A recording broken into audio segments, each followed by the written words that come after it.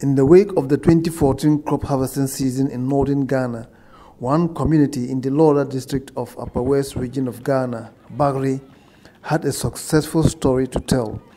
They had an unusually good harvest of maize and decided to share their experience with others. They therefore invited the management of the Resilient and Sustainable Livelihoods Transformation, that is Result Project of CHF, and ACDEP, a local partner in development, to visit their community and celebrate their success with them. We're working in 22 communities in Lawra district, and Bagre is one of them. Bagre, by the 2000 population and housing census, has about 984 people and about 206 households. And how many of these would go into maize production? 238 people. Out of that, 128 farmers are females, 63 females. We came in with 4 major interventions such as crops, production, livestock, IGA and aquaculture.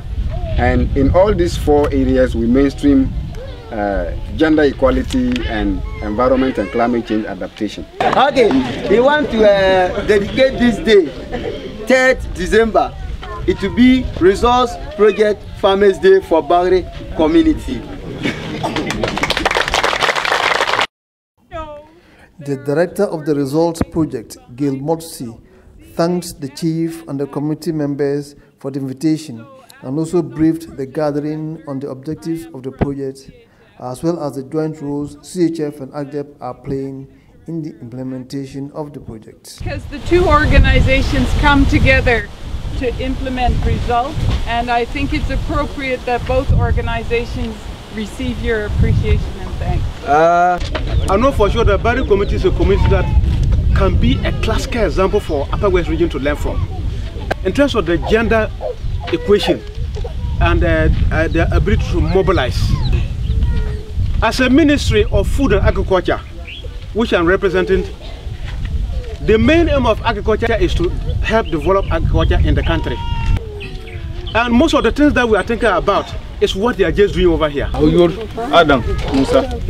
Some community members gave their testimonies. The kind of yield we always get as compared to this year, your crop specifically and the fertilizer that you provide to us that we use, the yield that we've gotten it has exceeded the previous year's harvest, and is actually happy for the support. Then to the livestock, I think first during this season we allow our animals to go free range, but as part of your activity you've involved us to make pens for our animals where they normally sleep, and at this season even in the evening they still come to sleep in the pens and we lock them up.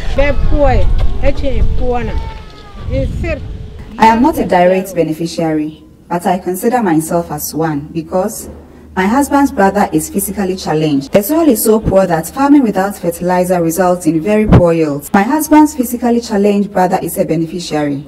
He received the fertilizer and his wife used it on the farm. The crop yield has been good. So if my brother's family does get to eat, indirectly we have also eaten. The executive director of ACDEP, Mr. Alex Alebukia, had this to say. They said the produce is good, so we are hoping that beyond what they can feed, some of it can also be sold so that they can buy fertilizer and the inputs that they need for the following year. The project cannot from every year give them new seed, give them fertilizer. The only word I want to leave with them is that as they meet and they discuss, they should also be discussing how can we continue this good thing by ourselves and with the resources that we have already got. Some of the farm produce was displayed in an exhibition.